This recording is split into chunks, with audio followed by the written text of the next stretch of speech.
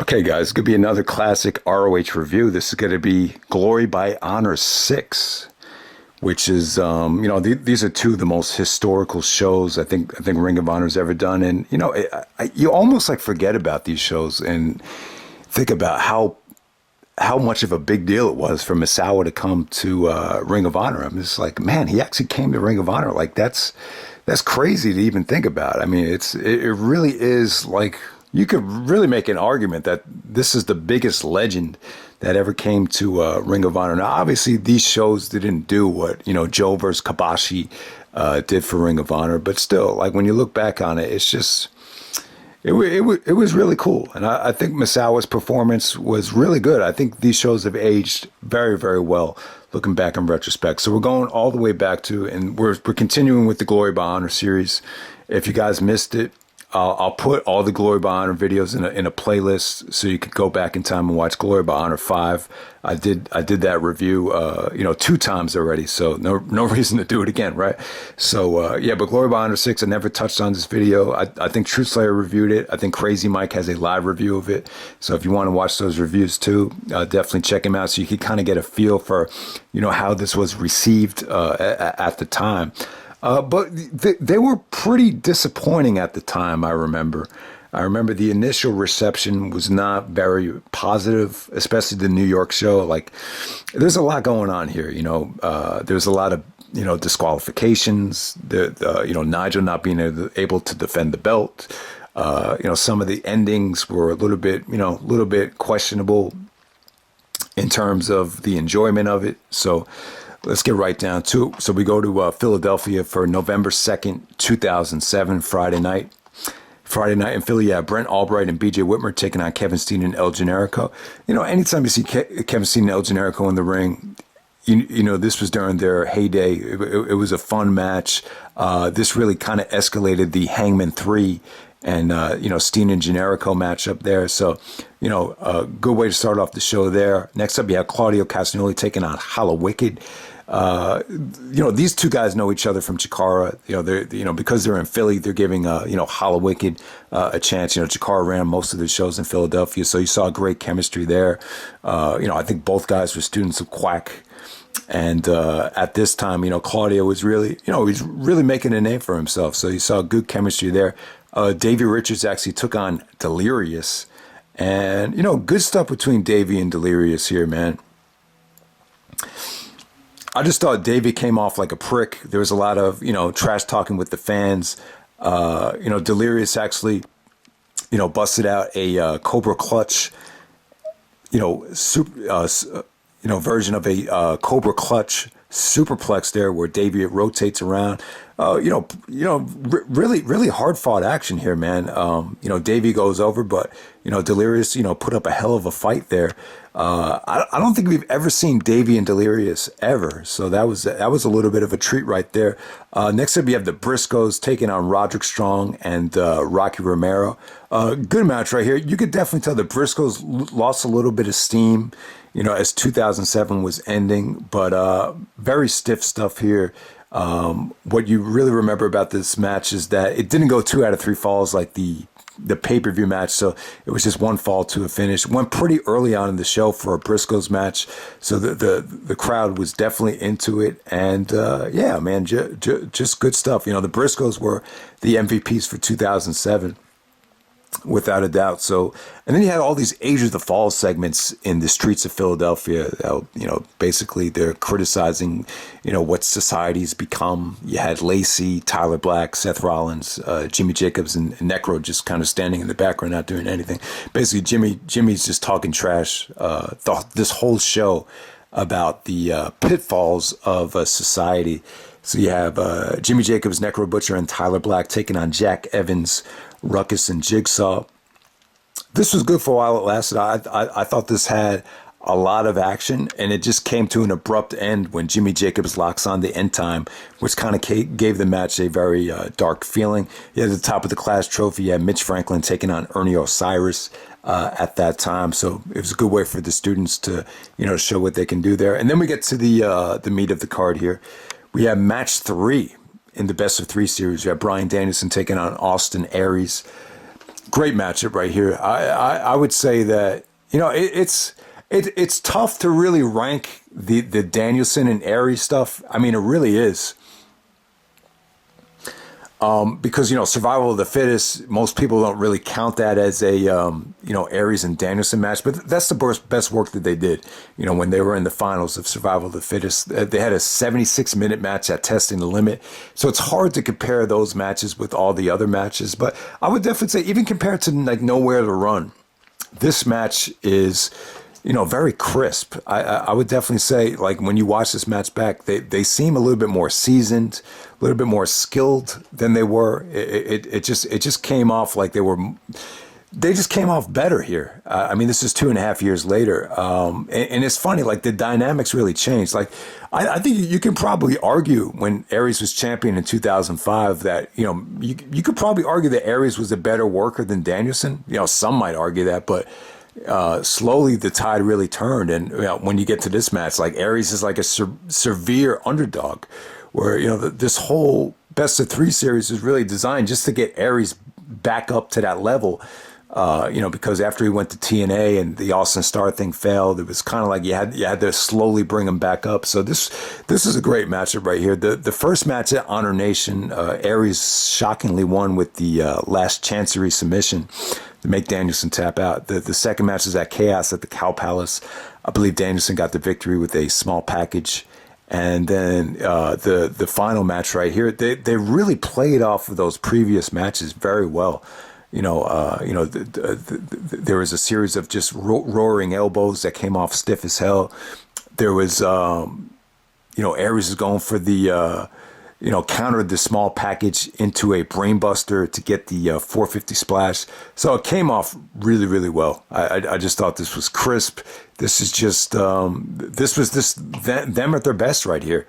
I mean, it's really, all their matches are pretty much on the same level. It's tough to say what the best one was, but this was just a beautiful climax to a really, really underrated best of 3 series. All the Danielson and Aries matches were definitely great stuff. So Aries actually wins and gets the, Danielson's really selling the neck after the, a series of, what does Aries call it? The last chancery, the horns of Aries. Put a lot of pressure on the neck. He was definitely selling that the whole match. The Danielson comes away grabbing his neck. Aries gets the title shot. He's supposed to get the title shot, I think, against Nigel the next night. But you guys know he didn't get it until Rising Above on the pay-per-view, December 29th. And then we have the ROH World Title match. You have Nigel McGuinness versus Chris Hero. Oh my God, this was great stuff. So Nigel cut a promo beginning of the show with Becky Bayless talking about how he couldn't wrestle. He came out and Larry Sweeney and Hero were mocking Nigel, and then so Hero got so pissed off at Larry Sweeney mocking him that he said, "All right, you don't think I'm worthy? All right, that's it. I'm putting the title on." So basically, Nigel puts the title on the line in street clothes. Even though he looks like he's in no condition to wrestle. So he has a torn bicep. His bicep is all taped up. It's in a cast and everything. So it's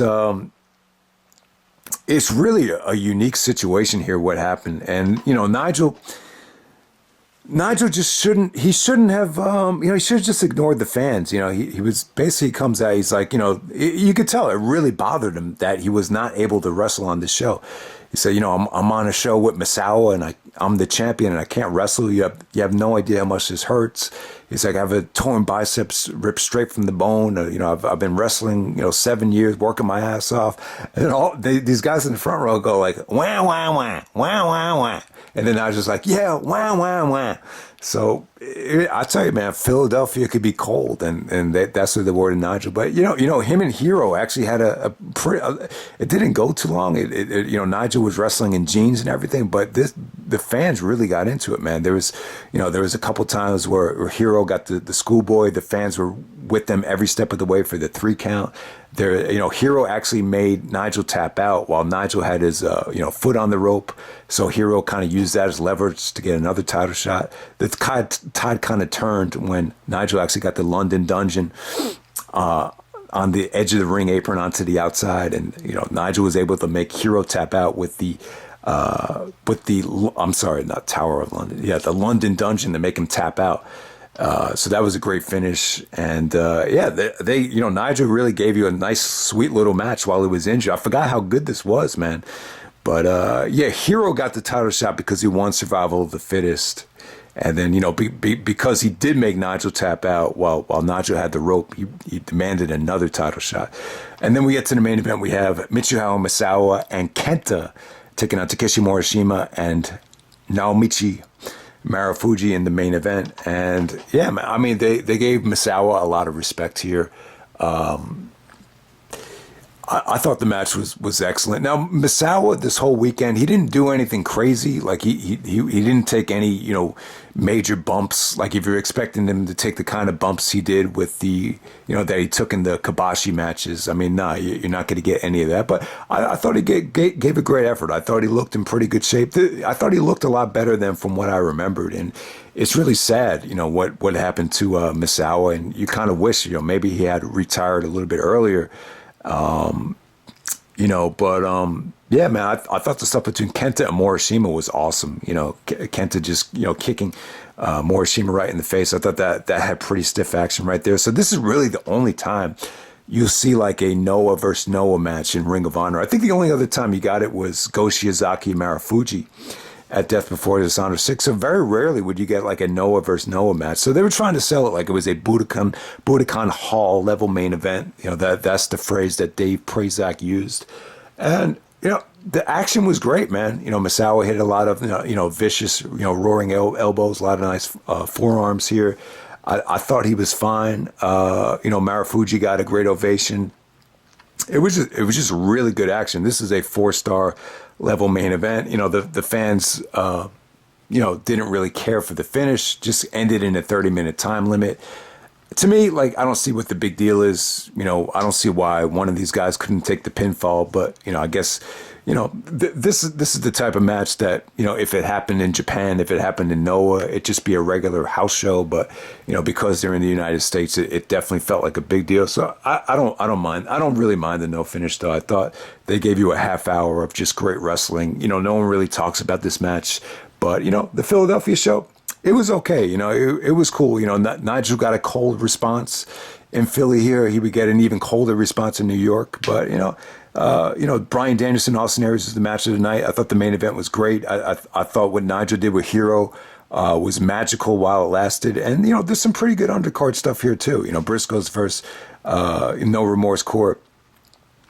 It's good for what it was. It did feel a little bit forced. And the Briscoes against the NRC here, I don't know what it was. It just definitely felt like, I don't know. I just, it felt a little weird that the Briscoes wrestled this early after, you know, you're used to them main eventing every show. So I'll definitely say that. All right, so move on to New York City, November 3rd, 2007. We have Misawa and KENTA in the main event. All right, so first match of the night. Man, Harley Race was on this show? Nah, I don't even remember that. Okay, so Hiro and Generico actually start off the show first. Hiro goes over Generico, you know, to get himself a title shot in the future here. He gets the win back.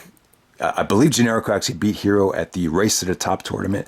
But yeah, man, you know, Hiro and Generico, that was a refreshing way to start off the show. I felt like they got a little bit too much time. I felt like as the match progressed, they really lost the crowd, which is surprising considering how the attractive combination here. But yeah, man, Hiro was really over in New York City. You heard a mixture of "fuck you, Hiro" chants and Chris's awesome chants, and yeah, you know, Generico was pretty over as well. And it's funny. It's kind of like Hiro was kind of acting like Sami Zayn is right now, and Generico was more of the serious El Generico back then. So it's kind of funny how, you know, the dynamics have changed with El Generico. You know, Chris was, you know, Hiro at the time was acting like an entertaining heel. You know, he really was a lot of fun, but at the same time, you know, you can make an argument that Hiro was acting like a jackass. You know, he was doing cartwheels, showboating, you know. So next up, you have BJ Whitmer and Brent Albright taking on Kevin Steen and Delirious. This is a good match to set up the match of Final Battle, where it was Steen, Generico, and Delirious versus the Hangman 3. That led to a Shane Hagedorn promo. I'm not a big fan of Shane Hagedorn, and he probably doesn't like me, but fuck it. Aries came out to squash him, and Aries basically announced that he's got to get the title shot at the very next show in New York. And then Nigel comes out. So you had Nigel and Aries cut a promo together. And this is where Nigel should have just, relaxed and just not really paid attention to, what was going on in the crowd. Someone said something slick, and he just kind of stopped and kind of froze and said, when people say something like that, it makes me want to quit. You say, all it takes is one wanker, and it makes me want to quit, And, there was a lot of people in the crowd that were upset that Nigel wasn't, defending the belt. But, the bottom line is he was in bad shape. He was really in bad shape. He could have, dropped the belt and then get surgery. He'd be out for 4 months. But, but if he, took 6 weeks off and just rehabbed, he'd actually be okay. And that's what he did. So, both Nigel and Aries, it's funny how both guys are baby faces. They just came off a little stiff together in terms of the mic skills. But, so there we go with that. So we have Nigel versus Aries. The promo actually set up that match. Claudio versus Naomichi Marufuji. Good match right here. Definitely one of the better matches of the night. Definitely more of an appropriate spot for them, as opposed to them main eventing the show as a DVD bonus, which they did at Rising Above. This got a lot of time, actually. I just felt like it went a little bit too long, though. And, they're kind of very similar to the Hiro and Generico match, where because of the length, I just felt like they lost the crowd. But you definitely saw some good chemistry with Claudio and Marufuji. This is definitely one of the biggest wins I think Claudio had all year. I'll probably say this match and, winning the Race to the Top tournament. Claudio, they did a great job of, pushing Claudio and building him up like a threat when you get to the end of the year. There was a beautiful standing switch from Claudio as he countered, Marufuji's Shirinoi, and he actually got the roll up out of the standing switch to get the pinfall. So yeah, Claudio and Marufuji, great matchup right here. Probably it's probably the second best matchup of the night. And so we'll move on from there. So the Briscoes match against Jimmy Jacobs and Necro Butcher, it actually went to a disqualification, and the fans were chanting "fucking bullshit." And the Briscoes were leading like a chant, bullshit chant, and ultimately they ended up main eventing the show in a no disqualification match. All right, so Tyler Black, Seth Rollins comes out and squashes Alex Payne Sugarfoot.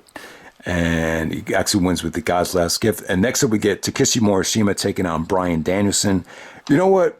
This is where the Danielson Morishima feud, I think this is where it should have ended, looking back on it. They had already done, this is the third match. They already did the title match at Man Up. And, this just would have been a nice way to blow it off. They basically did this match again at Rising Above, which was a little bit shorter, a little bit more bloodier. But yeah, they were really, looking back on it, there was really no reason to, extend it out until Final Battle 2008.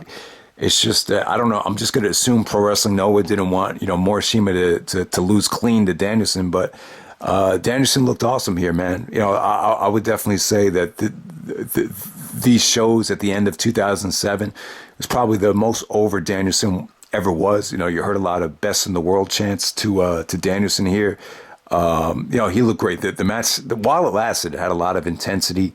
It was just red hot, man.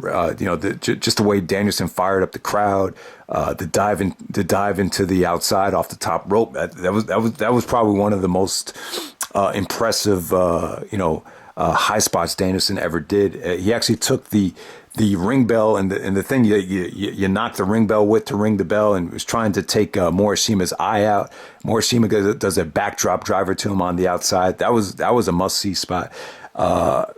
And then Danielson goes for tries to basically it's like an eye for an eye. He said, you try to take my eye out, I'm going to try to take your nuts out. So Danielson was going for the low blow and, trying to stomp the shit out of Morishima's nuts. And, the referee, tried to break it up. Danielson got pissed and shoved the referee. And then the referee calls for the disqualification. So it ends in a DQ.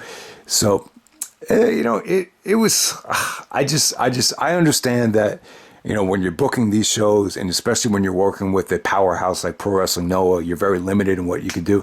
I would just say that, this would have been a perfect time to end the feud. I really thought this if this had a clean finish, maybe this would be the time Danielson to get the clean finish.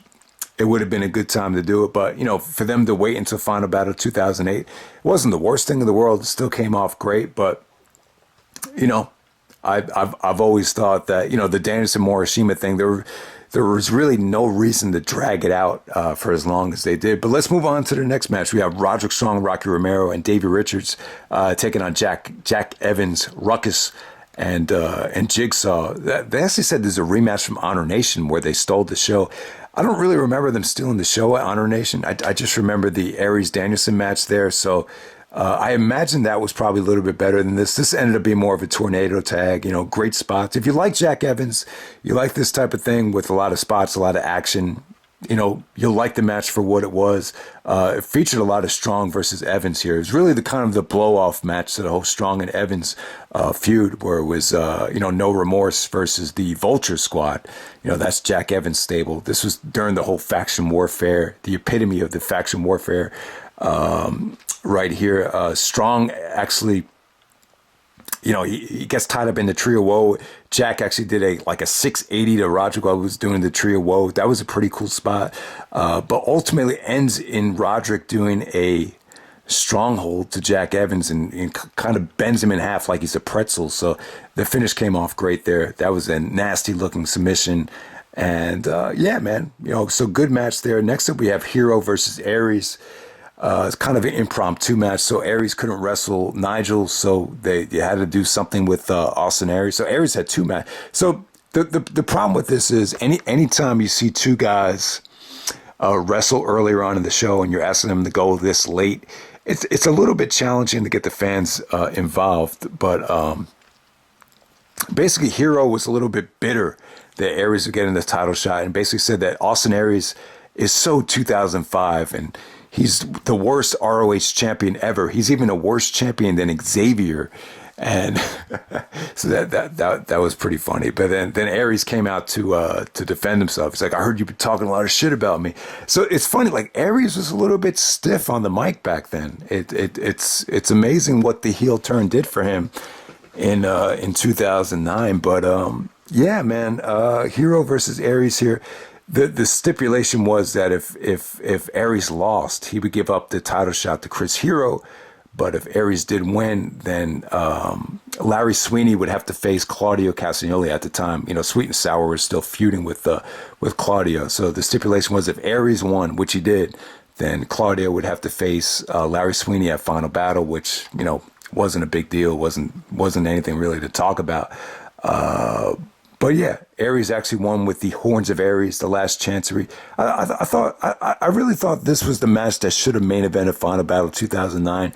It's a weird mix. I just wish Hiro and Aries had a better build up, better platform. I think they could have had a much better match in them. This was fun for what it was, but like I was saying, guys, it was, they weren't really red hot for either guy, and so Aries goes over there and makes Hiro tap out. But it was entertaining for what it was. The pre-match promo with the impromptu stipulation and impromptu match. It was a fun little treat, I would say. And then the main event, the GHC Heavyweight Championship match. You have Mitsuharu Misawa taking on KENTA here. Once again, Misawa got a lot of respect.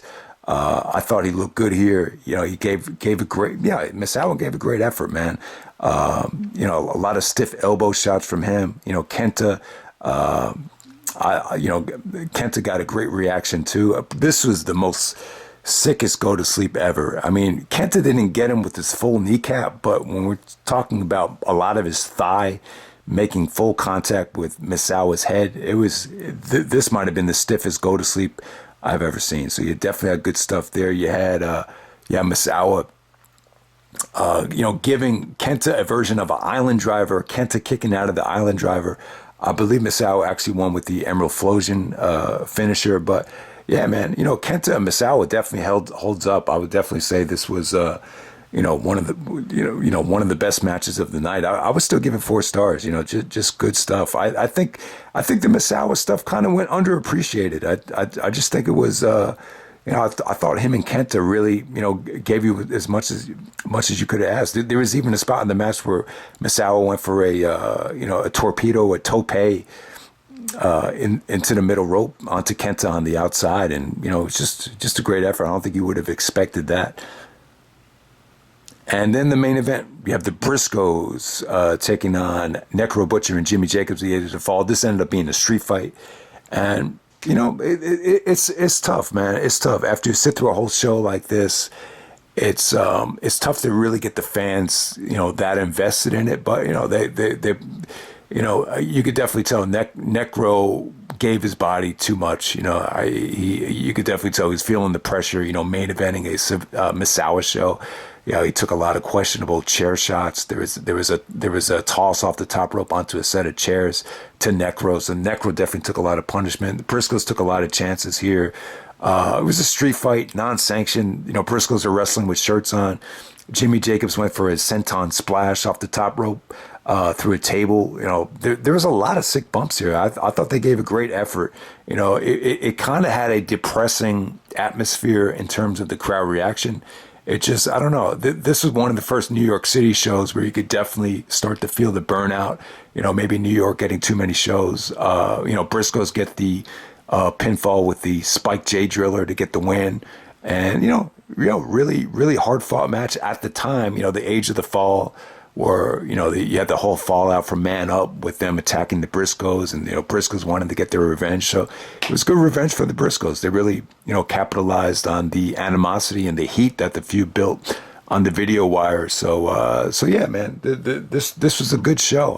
I definitely think it holds up well. Neither show was groundbreaking. I don't think either show really, you didn't have like really any match of the year candidates, or neither one was a show of the year. It didn't do for Ring of Honor what the Kabashi show did, but yeah, I mean, looking back on it, it's just I just think having Misawa and Ring of Honor, it's like, wow, man. Like Ring of Honor was really on a roll that they were able to get Misawa to actually go out of his way and put on a great effort. Deliver. I think he delivered 4-star matches back to back. So yeah, man, they should be proud that they were able to get Misawa on these shows. But yeah, I'll probably say the match of the weekend was Bryan Danielson and Austin Aries. But I wouldn't say these are perfect shows. I think there are definitely some booking issues. They're a little bit depressing because of the Nigel injuries and the negative crowd reaction to Nigel. And, just the overall reaction to some of the, non-finishes and, the main events ending in, matches going into DQs and then, having the matches start over, stuff like that, I think kind of brought these shows down. But overall, man, it's just when you think about Misawa coming to Ring of Honor, it's just a hell of an accomplishment and something that I think, Ring of Honor fans should be proud of without a doubt.